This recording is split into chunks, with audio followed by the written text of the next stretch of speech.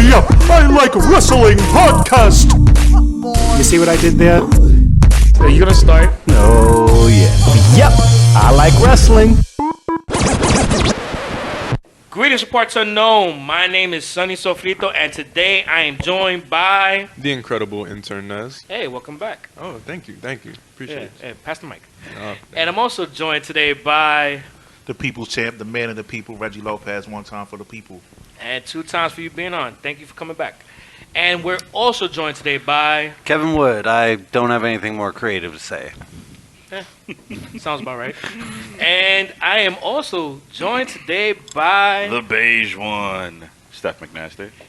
You've returned. I have come back from my Colombian trip. And I see you've come back Single? Yes. without the glamours on. Not without the glamours on. She is still on assignment. Is she, fine. did you leave her in Colombia? Maybe.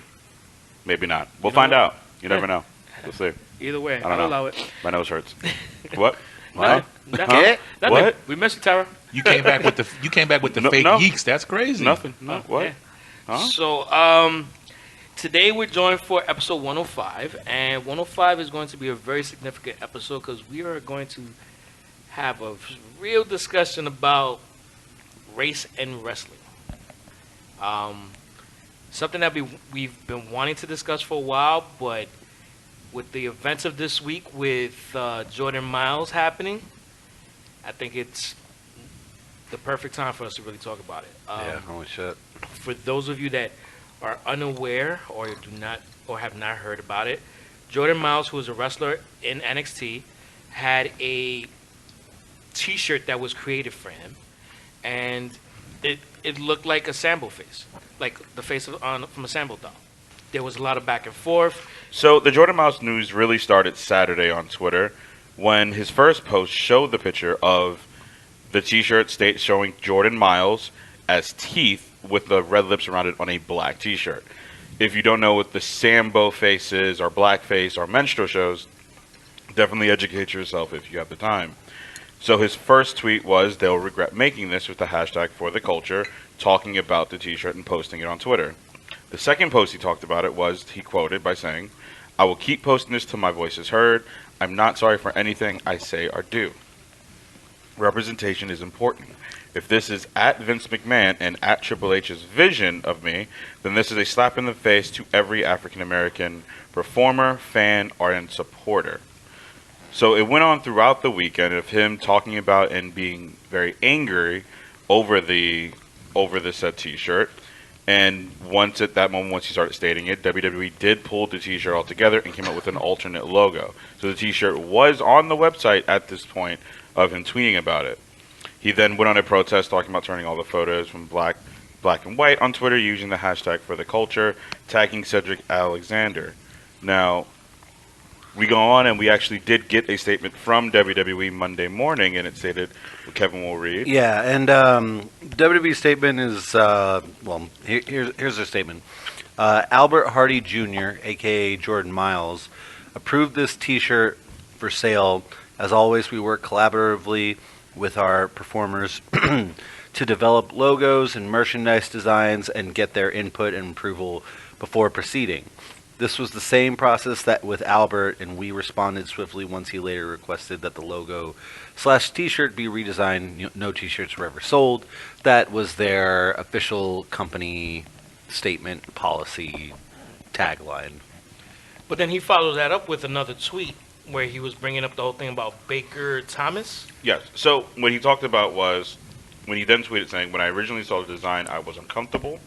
Rather than addressing the issue, I decided to counter the offer with another. Baker Landon lied to my face. He said Triple H wanted this design, so my hands were tied. I spoke with Triple H in person, and his impression was I approved." So that seems as if we're looking at a moment where he did voice his concern over the logo and wanted some modifications to it. Landon and Baker seemed as if they were willing to work with Miles, but it looked like Triple H said otherwise. And then that goes in line with what Gogo Miles says, or what Jordan Miles says, and he posts another email from Brandon himself saying, "Hey Albert, Triple H attended a meeting and had a revision for your logo, but loved it for your character. He wanted to the letter be a more quote unquote teethy, Wow, that's just kind of. and what I have attached is what he liked.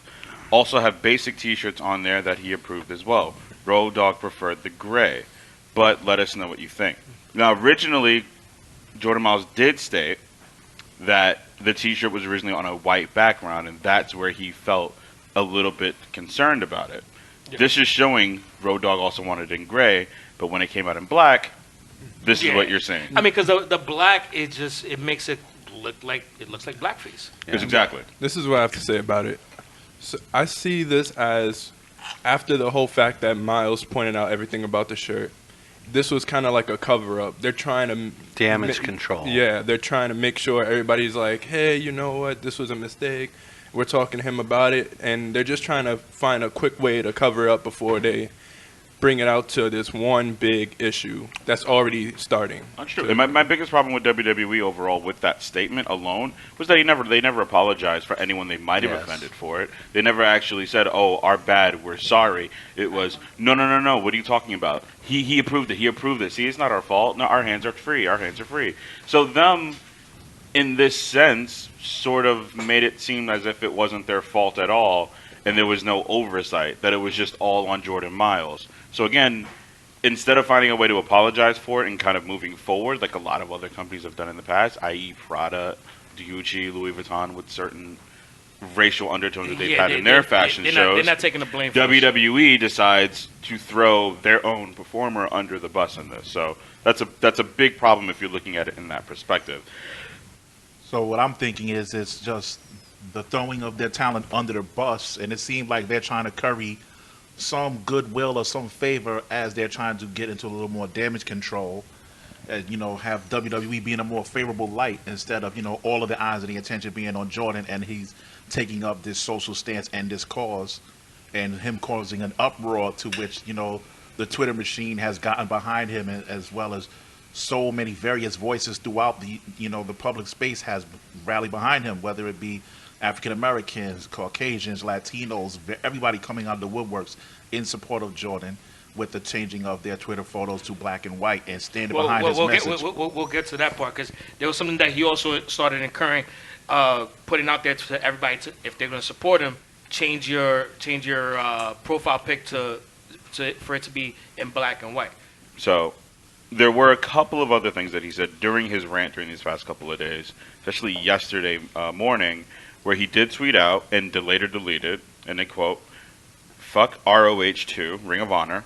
The only allowed one African American to be the quote-unquote top guy, while guys like Cedric Alexander, TD, Malcolm Velli, and myself had to chase this visible carrot, a carrot on a stick.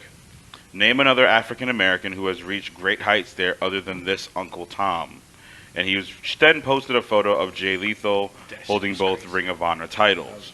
That's what makes it insane, is the whole tagging people. When you start tagging people that literally didn't say a word about it, even though what you're saying is true. Well, to him it's true, because not everybody agrees with it. Okay. So we also gotta be responsible with what we're saying. It's like, if you agree with him and feel that that Jay Lethal is a quote-unquote Uncle Tom, then hey, that's your opinion. But at the end of the day, my personal feeling is, why are you dragging him into this if it was about what WWE and irresponsibilities of WWE? If you feel that way about him, fine, but it's almost like you're cutting your nose to spite your face by bringing in a totally different situation into it, because especially if you're someone who is of the social media generation, that shit never ends well when you start fucking going ham on everybody else. Yeah. Because then it distracts from your initial point. And I feel like his initial point is true. If he just stated that, like, let's say Jay Lethal was the only one that actually made it in ROH and he just continuously bashed Ring of Honor, he'd be in good standing, in my opinion, because Ring of Honor, owned by the company Sinclair Group, is a very well-known conservative machine for not only the Republican Party, but for Donald Trump as well, with a lot of their news channels that they own. They own about 40% of the news channels in all these throughout the country. For those of you who are not sure about the people behind it, Google the Koch brothers. That's spelled Koch, and you find out Yeah. more about who these. Yeah. So Who the they Koch, are. so the Koch brothers own the Sinclair Group. The Sinclair Group also runs a lot of Republican parties and super PACs. So understanding that, and they also had a bit of a history with Israeli wrestler David Starr, where they threatened to ban him from one of their shows because he did have a lot of Israeli statements he wanted to make in protest against the company because of their coverage for both Israel and Palestine. So Ring of Honor have their hands a bit dirty in this as well, as far as the history of racism Yeah. and our prejudices in the country, or in wrestling in Yes, general. they are a very problematic company in terms of their corporate ownership and some of their lineage. And I do kind of agree that there is a logical point to be made when calling into question The validity of a company. the validity of Mhm. a company and their sort of, I guess you could say, political views, which maybe they don't. I feel like everything in wrestling, to an extent, is political in some way, shape, or form. Yeah. Or has become And- more so as of late. Yes, especially in today's Yeah, world. 'cause- But always, because you are representing individuals, and individuals have their own forms of representation, and I feel like that is great. But I do feel like him sort of attacking Jay Lethal, and maybe I don't know enough about whatever his feelings or points might be, but it felt kind of like, wait, what? And bringing like someone like Cedric Alexander into it too, I was kind of, it just feels like you're making like a logical point, but maybe you're undermining it by some of your emotional I guess Outbursts. outbursts. Like the yes. emotional outburst with it all too, because it feels like he's no longer staying in the path that should be with trying to fight this problem with the T-shirt, and Yes. but I feel like he also added whatever other frustrations he probably had in the past. That's my issue with this whole thing. Tagging other wrestlers is making it seem like, oh, now they have to talk about it. Oh, because social media is a huge platform. And the fact that if you're going to tag other, African American wrestlers, and you're trying to put them in a position where they don't want to be in, they're already doing what they have to do. If you're being tagged, then obviously, whatever it is, you're going to want to respond. And if they don't feel the same way or feel like they don't need to bring up the topic, it's not fair to them, like Jay Lethal and Cedric Alexander. So do you feel like this is something that's going to lead to Cedric Alexander and TD and Well, Malcolm Valley Well, is Malcolm Bivens. If you don't know Yeah. who Malcolm Bivens is, he's now in NXT, working more as a manager. He formerly went by Stokely Hathaway in Ring of Honor. So do you feel like they're going to possibly get heat because of this being tagged, being added to the rant that he put out there? Most definitely, because now fans are waiting to see what they're going to respond to. So now it's just like, why do you have to put them in such a bad position? They didn't deserve to be in this position, and I understand what he's saying. But at the same time, if they didn't give you the okay to do that, then just leave it alone. Just say your points. I mean, they didn't say anything. Jordan Miles did. There's no reason for them to have to feel responsible for whatever statement he makes, because that's like me saying, okay, Kevin Wood says something about X podcast.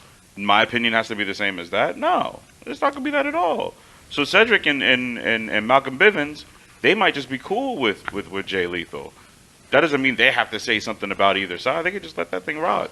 But if anybody's really worried about them, then they're just trying to find ways to discredit Jordan Miles' argument from the jump, and that's the problem there. Unfortunately, not everybody has that mindset. There are people that's going to wait and see, okay, you are a man of color. You're being tagged in this. Your voice needs to be heard. I need to know where you stand on that. Which side of the fence are you going to be on, actually? And as a person of color, you should never go down certain particular roads, because now this is going to be used against you. And any vitriol that's going to be sent your way in a negative fashion, now everybody got to sit there and come to your defense because of this. So then he's damned if you do, damned if you don't. No matter what. So then he's why in a say anything at It's all? like he's Nah, almost in I a mean- lose-lose. Like, what the problem is, like, when you look at it that way, it just sounds damned if you do, damned if you don't. That's Cedric how says some something people look at that it. he's screwed. If Cedric doesn't say anything, then he's screwed again. It's like You're better off just not saying anything and just keep it moving. I mean, at that point, you have to say something. It's just a matter of For what? Listen. If I'm Cedric Alexander, what do I gain? What do I gain? But in this particular situation, well, I'm not talking about Cedric Alexander. I'm talking about as it pertains to Jordan Miles. If you feel a certain way, you say it. You know, and if you feel strongly by your convictions and you stick to it, yeah, hey, you know what? You are.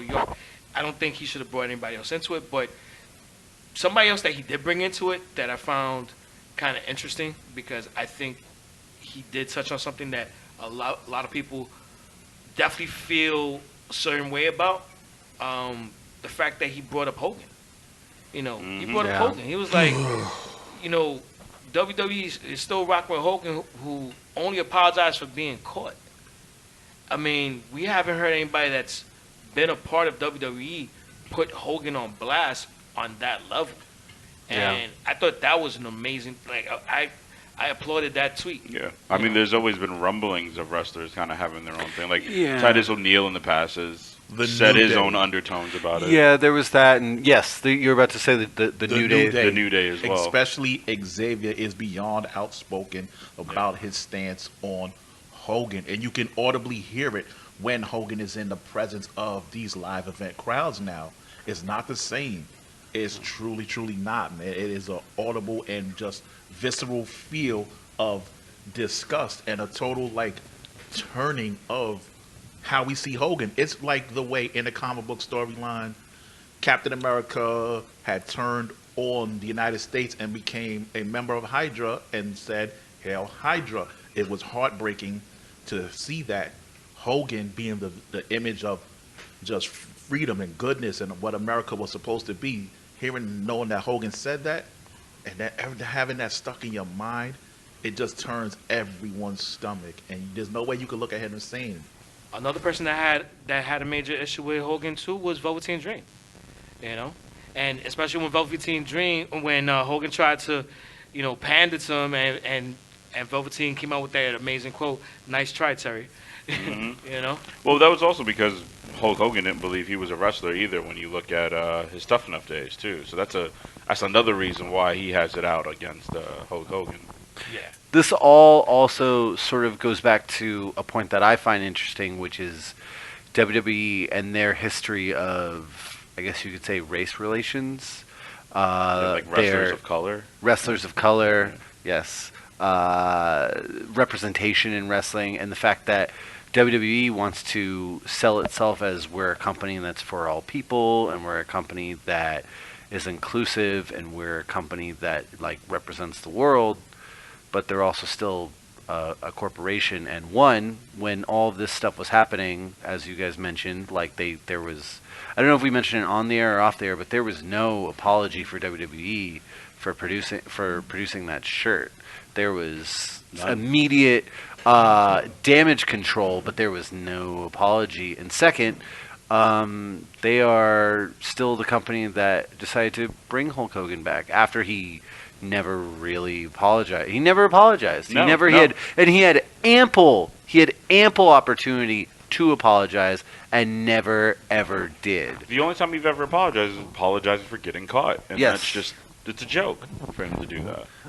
In public, in private, it has been time and time again. But he is back because he's also Hulk Hogan, and they feel as though, you know, I'm imagining that the decision is, hey, he's Hulk Hogan, like, he's the history of this company, and, you know, a lot of that history is in selling T-shirts and marketing and being able to market the history of WrestleMania and have all this Hulk Hogan history as a part of it. Which is, to be honest to God, it's all just bullshit when you think about it, really, when you look at Hulk Hogan and WWE. If WWE is trying to get the 18 to 34 demographic, you're not getting the 18 to 34 demographic with fucking Hulk Hogan. Yes. You're just not. So I don't even know what the point of bringing him back is for. They paint this picture of them as being this mosaic of the fabric of America, with we have all these beautiful faces out here and these beautiful performers of all shades and colors and genders, but this is the same stupid fucking company that never apologized for Vince using the N-word on nationally televised programming. Yeah, but the thing is that in that instance, when they did it, it was them doing a parody, which Are we it was defending that then? it was a what? Are we defending that? No. We're not defending it, but it was. It's not that it's defending it. It's that it's kind of hard to defend something that was done out of. Well, actually, you can't. You have to.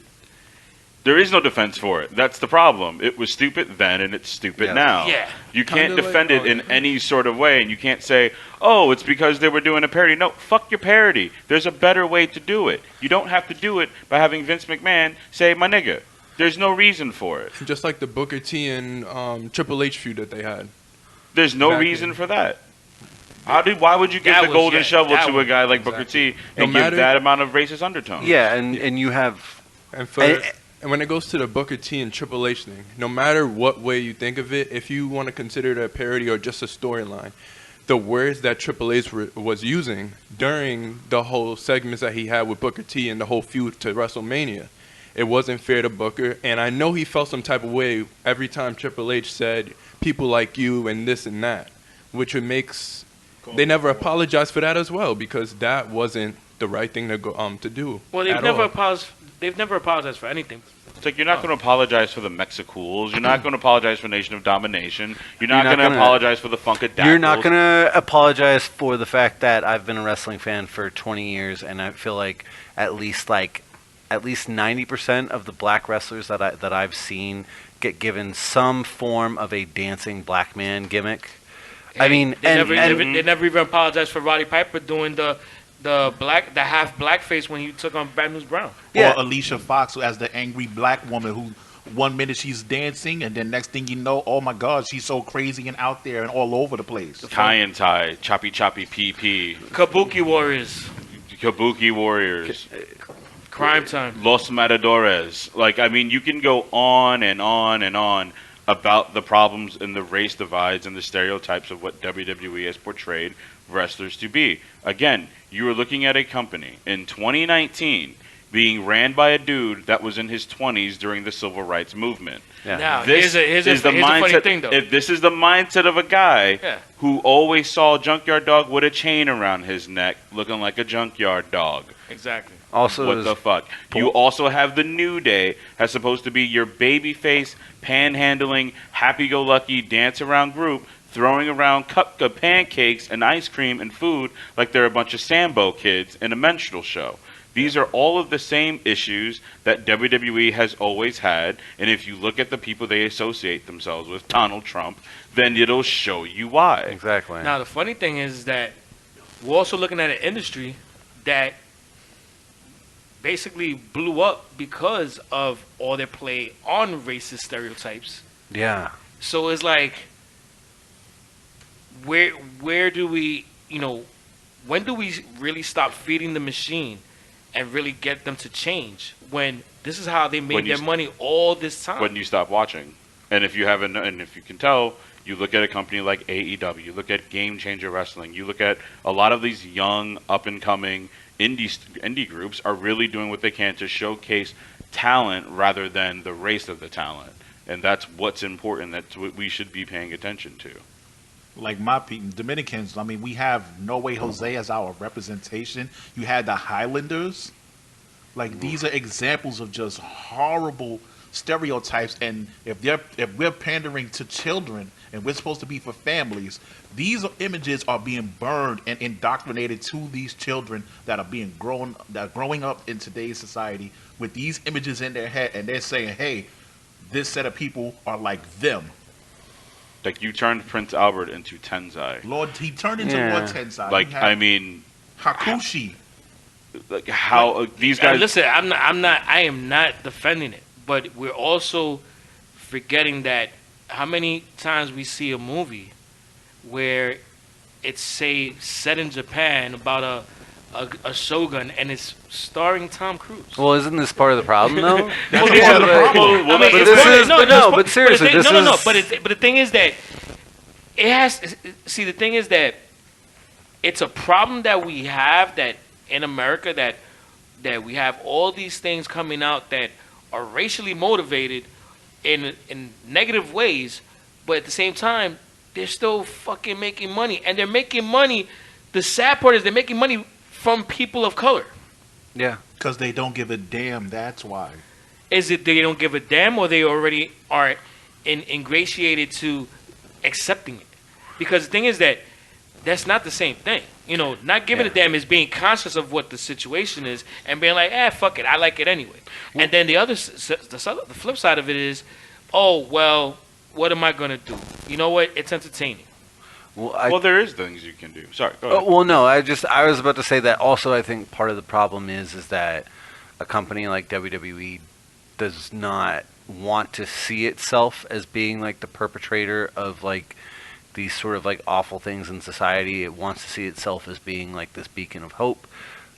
This sort of, for lack of a better term, they sort of become like the idea of the quote unquote like the white savior, where they're saying, oh, but we're doing enough. Look at all these other things over here. But then they really, you look at a story like this whole Jordan Miles thing, and you look at what Leo Rush talked about last year. Yeah. He was going through with his mental health. And even in some ways, like you could, yes, like Kofi Kingston won the WWE Championship and reigned for 6 months, and they clearly, like, once he had the title up until he lost it, they clearly invested a lot in him. But also part of the problem with him wasn't his title reign like a result of like injuries and just sort of they had nowhere else to go. Like, yes, he was over, and yes, like they responded to the crowd, but I don't think he was a plan the way that WWE plans. No, He wasn't even supposed to be in the original match. He was supposed to be. I mean, it was supposed to be Mustafa Ali, and then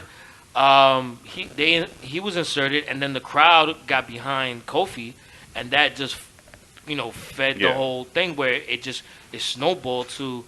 It was similar to the Daniel Bryan winning at WrestleMania that's more 30. just like really. That's just great booking and becoming a champion. Yeah, it was just it snowballed, but it was something that wasn't expected. It's weird to me to see a WWE that, in a lot of ways, is the most progressive it's ever been. But then you look at a show like Crown Jewel, and it feels like it's almost taking 2 steps back again. Yes, exactly. Besides the fact that its location and the fact that they're doing business with the Saudi government, like, AKA Blood Money 4. Is WWE the purveyor of racism? I mean, that's a tough one. It's always been their business, though. I don't know if you can That's say the crazy purveyor of thing. racism, but they were the purveyors of stereotypes. They've always been the company that has fueled the stereotypes of different races. And going back to the Kofi Kingston thing. I mean, I think we can continuously splurt out every single example that they've ever made, but it's just that's what the fact is. Now, if you want to really start looking at something, maybe we should start looking at what the future is holding with wrestling and those wrestlers of color. Great point, Nez. How do you feel your generation feels about this era of wrestling right now? Because I mean, you have a particular viewpoint given your age group. You're a millennial. Like say for instance, someone like myself. I was around when, not to throw the old jokes out. I mean, but, it's fine. You were there during the Great Depression. Yeah, fuck you. But, the whole thing is that, at the end of the day, my experience as a wrestling fan is definitely far different from yours. So, like, how do you feel about it right now? Well, I mean, actually growing up, you don't, as from my age, you learn about this stuff in, like, school and stuff like that, and you don't really see it up front. I actually was... Since last Thursday, I've seen it up front. It happened to me. I'm not going to go into how it went down, but it was a medical problem with me.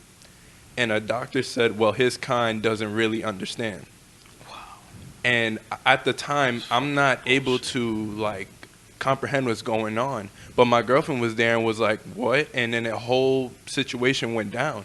So after that, I notice and I see how people, acknowledge certain situations with certain people that are color. So it's different, obviously, for me. And it was new for me, but now I see how it is, being, your age. We're not going to go how old. But, seeing how it was for you. I just want to go to that fucking hospital and beat the shit out of that fucking doctor. Yeah, it was definitely something insane. I had to talk to my mom about it, but I didn't speak to my dad about it because But it was definitely something insane. It's insane and shocking to me because it's like you shock the system. Something that you know about, you learn about, but letting it happen to you yeah. and you experiencing it, it's a totally different story, and you understand why it's such a big deal. That's why the whole Miles thing is such a big deal, and I understand it. So pretty much that's how it goes for my age. Gotcha. To piggyback off of Nez, I'm included in his generation a little bit in between Beige and right before Nez, the start of his generation in wrestling. I've seen it, I've experienced it as a biracial individual who moved from another country. I face that stigma every single day of my life until I'm put into the grave. I'm a brown-skinned Latino male who's a practicing Muslim. I get stares. I get people clutching their purses. And the thing is, you're getting it from all I'm sides. getting it from everywhere. I've got it from fellow Latino individuals growing up as a kid, where females would never even want to encounter or date me or talk to me because of the shade of my skin. Meanwhile, my ethnicities are true Latino, of being Dominican and a Brazilian. And I've faced this my whole entire life. And it's just so demoralizing, and make you feel dehuman in a way. Those examples are crazy because of the fact that that's what's happening in our everyday world. But in moments where we want to break away and kind of shift to an entertainment that's going to distract us from the everyday struggles, now it's like we're finding like you can't even go sometimes to a wrestling show and not encounter issues like you guys have experienced.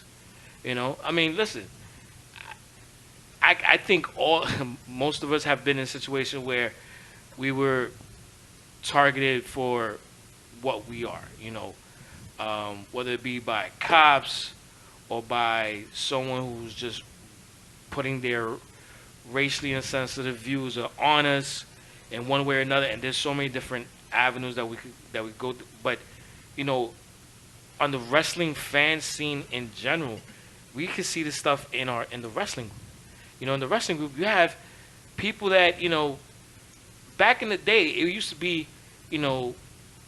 black and white, pardon the pun, on a situation like this. Now you have black people co-signing what WWE did, and white people co-signing Jordan Miles.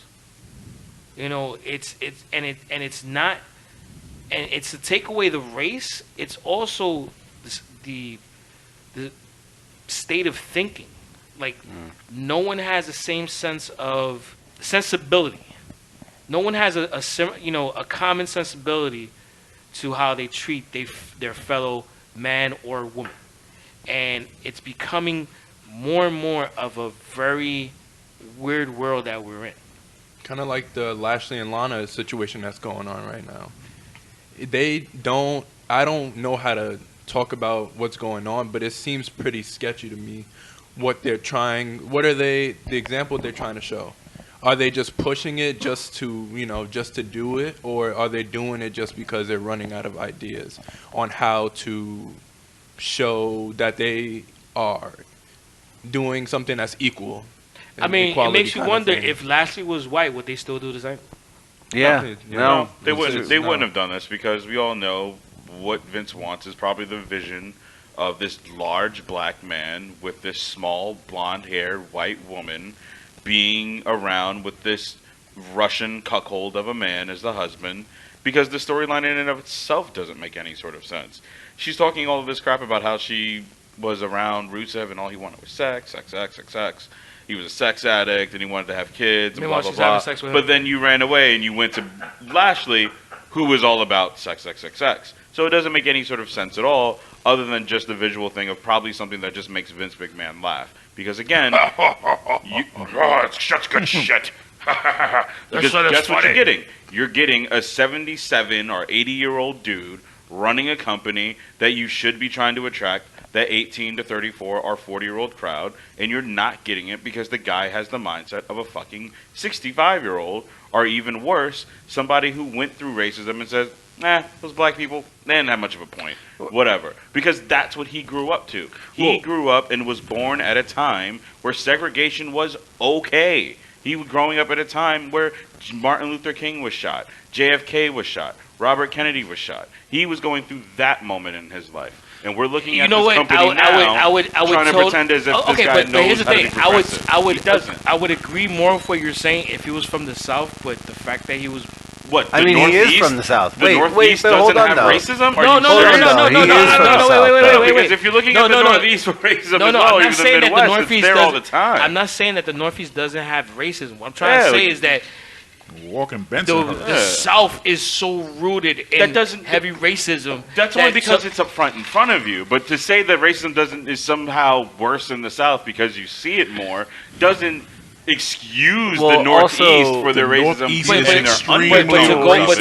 But hold on. No, wait. Allow me to make what I'm trying to explain to you. During his time, during that whole time of the '60s and the civil rights movement, if you were up north, the sensibility, and this is where I go back to, the common sensibility along was of a liberal nature. It wasn't. Why do we by comparison to the Boston South? Red Sox were the last team to have a black player on it. So, Boston is one of the most racist cities in the entire United States. England, yeah. So where are they from? The New England area of the Northeast. So the other I'm not going to give them an excuse because he wasn't from the South. No, you know That's what? bullshit. Well, the other thing too you have to consider is that I would imagine that Vince McMahon comes from the era of people who think that like, oh yeah, like I wasn't like a racist and I didn't want to like hang people from trees. I'm okay when it's like, yeah, but did you do anything else for them? And it's like, no, you didn't. It's the element of white culture that thinks that what they did was good enough, and someone like Vince the modern age and not only that, but the person born on third base thinking they earned getting on third base because they were born in it. That's literally what Vince McMahon is. He's the guy who was already born with a wrestling company under his belt because of his father, and now he thinks he ran the world because of it. All he really did was just use black exploitation films. If you look at what was going on in the 70s when he was in his 30s, once again, other examples of him finding ways to make money by creating stereotypes. This is exactly what he's been doing for years, and it's what he's doing now. The purveyor of racism. I don't want to say the purveyor of racism because that's just saying they're racist. They're not. I think they have a very low bar on how to create a star of color. Lana and that's Lashley. The biggest. But that's the problem. They've always done that. So it's almost like someone that's sticking to no. But when you say, I'm sorry. But when you're saying like they've always done that, is that defending? I'm sorry. I just want to. I'm asking one simple question. You gotta let me finish my point. Let me ask the question. You have to let me finish my point. Let me just ask this one question. I can't answer that. I can't. You have to ask me the question after I finish my point. Are you defending his? No, actions? but you're not letting me finish my point. All right, go ahead. Too late. No, go ahead. Just finish. No, I'm because I was in the flow of saying something. I'm like, and it's like you're not letting me. No. I don't know if you're either just trying to play the middle to like kind of pinpoint, the thing is, or not to pinpoint, but to sort of like piggyback to kind of play ping pong with everybody for their points, or is it you're defending what they've done? I'm not defending what they've done. I understand us berating them for what they're doing, but it also makes us hypocrites for rocking with them for so long, knowing that they've done this shit all this fucking time. You dig what I'm saying? So it's like, this is what they've always done. Their company has always been built on playing up to stereotypes, playing up to dialing things up to a 10. Not everybody not every wrestler that's from the hood steals if they're Latino or if they're black. Talking about Crime Time or Latino Heat. Not every wrestler is, a gardener with like the Mexicans coming out with their freaking lawnmower.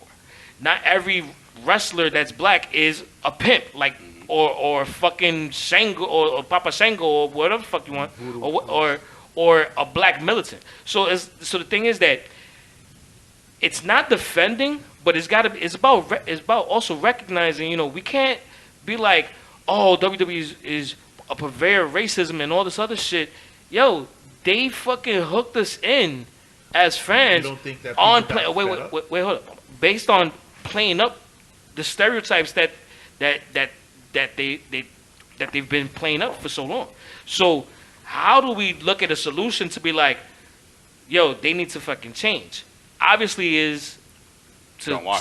stop watching, of course. But do we go the route of stop watching and just go a different route and watch AEW? What happens to the other people that are going to continue to watch? And still, because remember, WWE is not going anywhere for a very long time. And there is a lot of, like I said, in the wrestling group, there's a lot of people who are of color rocking with them still hard. My problem is, even if you look at it just from a corporate sense of, well, yeah, they're the biggest company, so we're just gonna have to watch, or the people who are watching is just that's their excuse, like whatever. Like, No, that's not. That's not. There is a lot of people's excuses. Yo, I've been watching it, so I'm just gonna watch it because they're used to watching it. so then that's just gonna be them, and that's fine. But if you're someone that actually knows, all right, I actually don't have to watch WWE only. I still have NWA Power. I have AEW. I have the Fight Network if I want to watch that, and if I want to watch other indie shows that come on. You still have Impact Wrestling coming on Thursdays pretty soon. Tonight at 8 o'clock. Well, Yeah. there you go. There's even more wrestling on Tuesdays as well. Like, you don't actually have to be just WWE. And this is the most saturated the wrestling market has been, at least in my lifetime, which is great. But I guess I think the question that we're sort of asking ourselves is I feel like what we're coming to is on some level, at least what I come to is what role do I play in it as a fan and as a lifelong almost consumer of the product, And there are times that I will show WWE to people outside of it. I showed the other day. I was watching Raw, and I was watching it with my girlfriend, fiance. I still don't know exactly what to call her. Valet. Fiance. My lady. Your valet. My valet, Yeah, exactly. Your advocate, if you will. Maybe. Hey, I call Allison my lady. So And she saw the Kabuki Warriors, and then she made this comment where she was just like, "Is every time an Asian, there's two Asians there, do they always need to be paired up?" And I was just like, "Yep, that's exactly what it is. Every time there's two But Latinos, there's something Two to black that, people. though. there's For the- and oh no, sorry, Reggie. There's something to that for Japanese wrestlers, where the Japanese culture, they prefer to see their performers together. It's something that they harken back But to. a that, but lot. that said is that? true. But then also, I think Who that said that? I think that I don't need to see that. So who said that? I can see if you were a fan from Japan and you see Kairi and you see Asuka and you see them together, that there'd be an idea of oh, that's cool that they're together, but it doesn't feel like there's any reason for them to be together other than the fact that they're Japanese. And Just this like is the Nation Domination. Think about The Rock. Think about any Samoan in the WWE.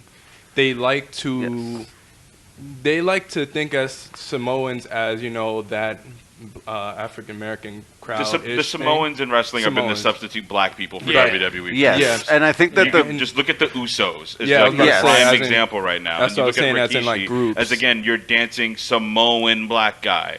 That's pretty much what he was. But as although well. I think that the thing that's interesting though too is, again, and it's just my own perspective, is that I do feel like Samoans get a little bit more nuance and get maybe a little more respect as a culture than a lot of black culture gets They do. in WWE. Oh, they absolutely do. Oh, Like, yeah, that's but- exactly because what they- goes on. because There's they're- always been they're depth with lineage. them. That's why. It's like Samoans lineage. are almost treated as like someone like Roman Reigns, him being, he's not the Samoan wrestler Roman Reigns. He's just Roman Reigns. Whereas if he were black, I feel like they would find some reason to sort of Blackify him. Make him like Bad News Brown or somebody like that. yeah. And Here comes Roman. He's out there looking for trouble. Whoa, undertones. 'Cause Yeah. that's literally all they do. A Roman's Reverend out Slick. here. He's a thug. Yeah. They would do. Yeah, exactly. And Rodney Mack Instead and of Teddy Long. it being his yard, it'd be his ghetto. Yeah, yeah, there you go. This His is hood. my this His is my hood. this is my hood. It'll be this Yeah. is my hood. And he'd have a Teddy Long mouthpiece that would be jive talking and slick talking. Or, And I think it's just Malcolm Bivens who will be coming up soon. and I think that just we've had an issue with sort of the simplistic view of race in wrestling, And I guess like the hope is, like you're talking about like these other companies and it's great, but there is a part of me that's like, whether you support WWE or not, or like them or not, on some level, they, at least in the current moment, they are going to drive the direction of the entire industry. And I think that it's frustrating to see in 2019 that like we have to deal with a story like this. It's a wake-up call to a lot of people. Yeah. It is a huge wake-up call. When you see Bobby Lashley and Lana, it is just the ridiculous fetishization of African-American males. I mean, you can look back at how they used Jinder Mahal as sort of the mouthpiece for their racist undertones towards Shinsuke Nakamura. Were firing and using all of these racial tones. How about Funaki? Even the fans themselves said that they didn't want to see something like that. You can't say, "Oh, that's Jinder Mahal's fault." No, whoever wrote that is the fault of that. And that was just last year. How about Funaki, when you had the subtitles like one of the classic karate films that we've seen? Yeah, and that's another thing that's interesting too, is that Nakamura is the first. We're talking about all these other things, and Nakamura is like the first Asian wrestler I can ever remember WWE taking seriously in my lifetime. Yeah, and he was essentially like a product that they imported from New Japan. He is the exact same guy he was in New Japan. And they didn't do anything with him. And they haven't, and like isn't this again? And we're going off of internet wrestling dirt sheets, but there's smoke to that fire. Isn't a lot of the perception that he doesn't speak English well enough, so we're not going to push him enough? And it's like we live in, and that's absolute bullshit, because I've heard him on multiple podcasts speaking English clearly. So yeah, and it's not also true at all. And also like we live in America that has plenty of stars from other fucking countries that they weren't like, oh well, he doesn't speak good enough. He's not. Remember when Rusev didn't speak English well? Yeah, when Lana spoke Russian. And it is literally like the Nakamura thing gets to me, because it is literally a rejection of him based on his race. When you look at that, it is literally, you are looking at him and you are saying he doesn't speak English well enough. He's this Japanese guy with long hair and he has this very flamboyant look. He's not going to sell to an American audience. You know what? I was surprised. The fact that they didn't put an accent or some type of thing on Mustafa Ali. Yeah. They couldn't, because he was too Americanized. How about Muhammad Hassan? And how he had that moment with The Undertaker, where you had this Arabic American man who had this group of jihadist extremists attack and basically fake behead The Undertaker at the end of a SmackDown. Also, two side notes. Muhammad Hassan, Italian American. Italian as fuck. Second point, the funny thing is that the way they started that angle with Muhammad Hassan could have become one of the most complex stories that they could have done, until they made it all about fear-mongering. Because having it was such a true statement to have someone of color to feel an American man of color, even though he wasn't, to feel out of place in where he should feel a part of the country. Not that it was a missed opportunity on a great storytelling. Yeah. Because of them going too far in one direction, and then the unfortunate instance of 9/11 making it even more unimaginable at the time. It's like it was taking place in 2004, 2005, the height of the Bush administration, the height of the fear-mongering and the Islamophobia, when it was like kind of just like casual. Al-Qaeda with their oh my god, videos. Yeah, dude, like and then you have this story that could be complex and address it, but it's not going what to was the because story that made his character go away? Because it wasn't 9/11. It was that one. No, it was the beheading. Al Qaeda storyline where was the a whole reporter Al-Qaeda was thing, and there was a bomb. That's right. Because I forgot. Which, what it by was. the way, his like. First off, yes, the fact that like he's like I think he was like an Italian guy from Long Island too. Yeah, like, he was an Italian guy from. He was like, hey, he was like big time Tommy. But his Kobani was his last name. So the thing with Muhammad Hassan, you have to understand too, is it's taking place during the Bush administration, the Bush era, like you said, right after 9/11. that is the height of Islamophobia. Like that's when it's just like Americans just can hate the Nation of Islam and be fine with it. And not that it is fine, but I'm saying that societally, culturally, there was a lot of acceptance of it that at that moment people just didn't care.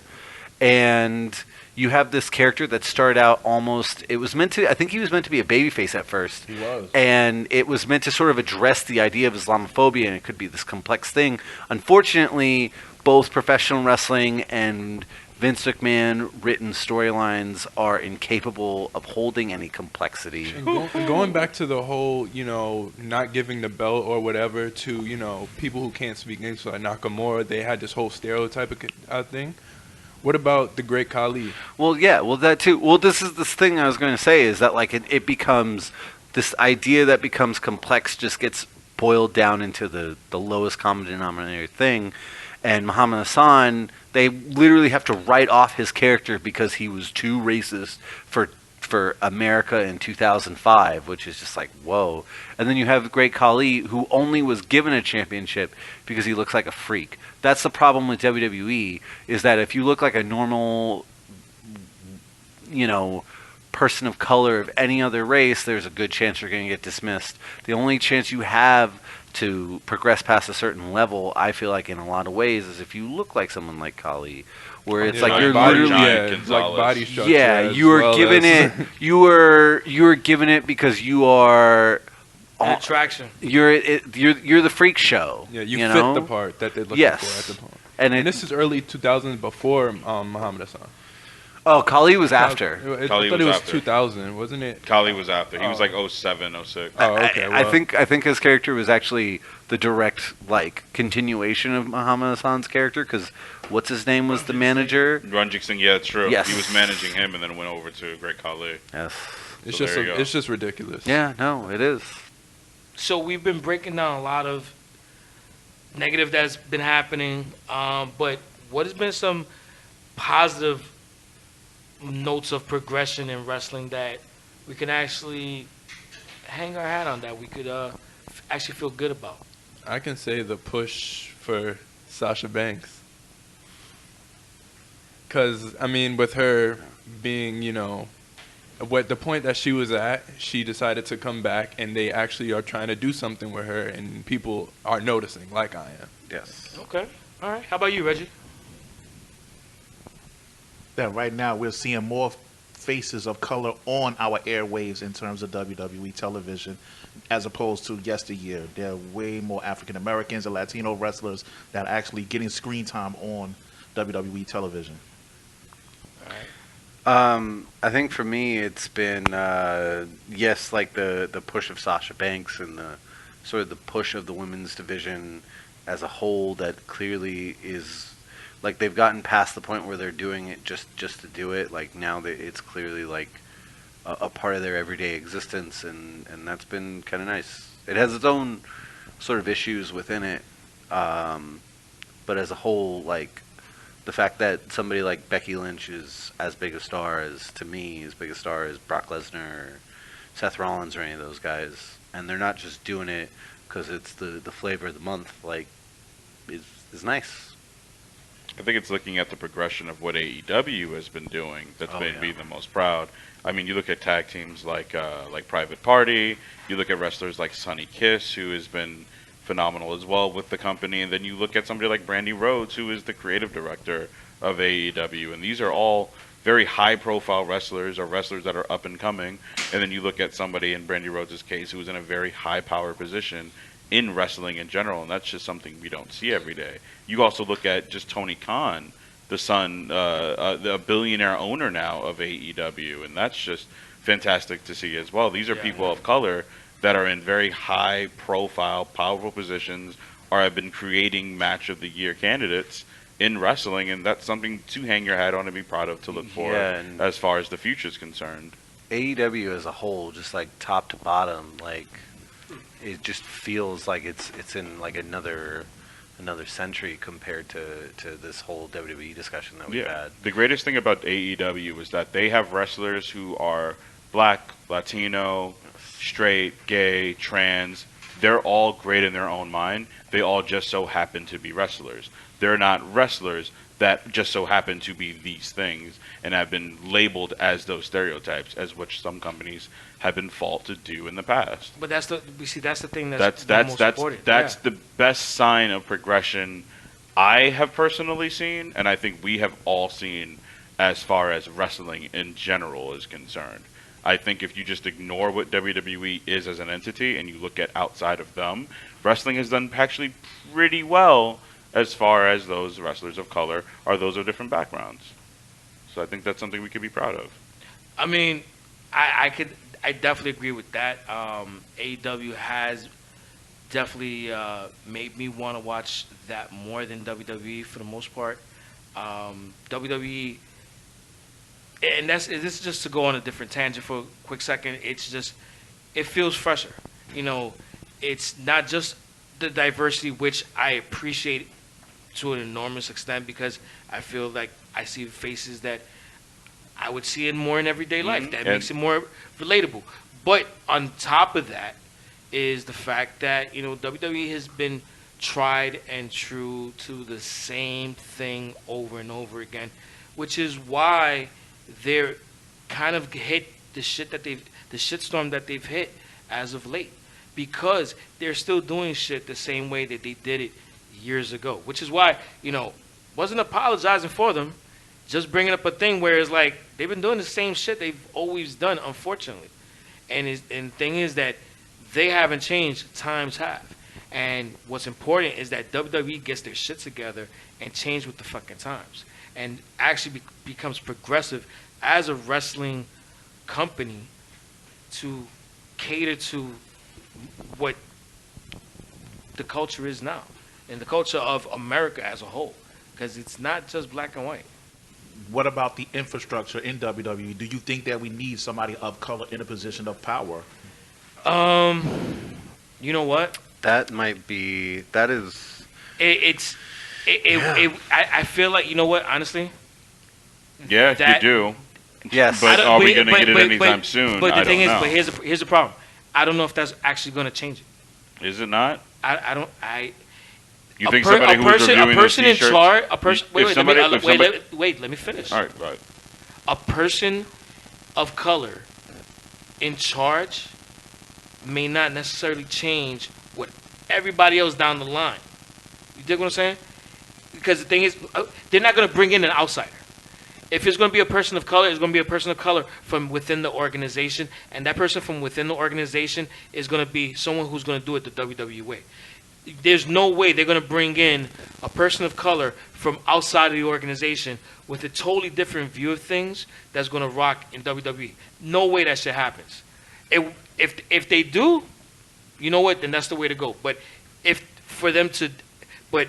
I doubt a person of color in power in WWE is going to be from outside of the organization. It doesn't have to be somebody from outside the WWE. I'm just saying somebody who might be black or Latino in a high position of power might just have a different perspective where they grew up and what they know. Yeah, that doesn't necessarily have to mean that they have to be from WWE and all the damn time or outside of WWE. Here's the pessimistic. Let's say 10 years from now, Big E becomes part of one of the executive producers of WWE. Do you not think he's going to have a different perspective? If that was to happen, then we would see If that was to happen, that means we would see progressive change over time, and that wasn't the question. The question was, if WWE was to have a person of color in position now, in power now, would things change? I say no. I think if there was somebody in position of power looking at those goddamn T-shirts, they would have seen the problem with that in the first place. Well, yeah, without question. So I think we just made it all full circle there, and I think we can kind of wrap it up at Sonny, that point. take us home. And on that note, this is a wrap of episode 105 of the Yep, I Like Wrestling podcast. Thank you for joining us for this very introspective conversation on race and wrestling. And we thank you for listening, and thank you for your support. Please follow us on all social media at YEPILW, and you can follow us on all podcast platforms by searching YEPILW or Yep, I Like Wrestling. So on behalf of this podcast, my name is Sonny Sofrito, and today I was joined by Guadalupe. And I was also joined today by The man of the people, Reggie Lopez. And I was also joined today by Kevin Wood. And finally, I was joined today by. The beige one, Steph McNasty. And are you gonna get Glamazon back from Colombia? At some point. Oh, okay. So, At some point. If he's got, if you're saying if you're not busy next Tuesday, maybe she'll be able to make it. I don't know. You didn't sell her out there, did you? No. We're doing okay. Oh, Coke drip. It's fine. Oh, okay. Cool. That's good. We'll talk later about how the trip was. Yeah, sure. All right. Cool. Is it snowing? So, That perico is real good. yeah. Woo. That was too obvious. So anyway. And on that note, peace out. Bye. Suck on that racism. Oh. Nice. I like it. The racism.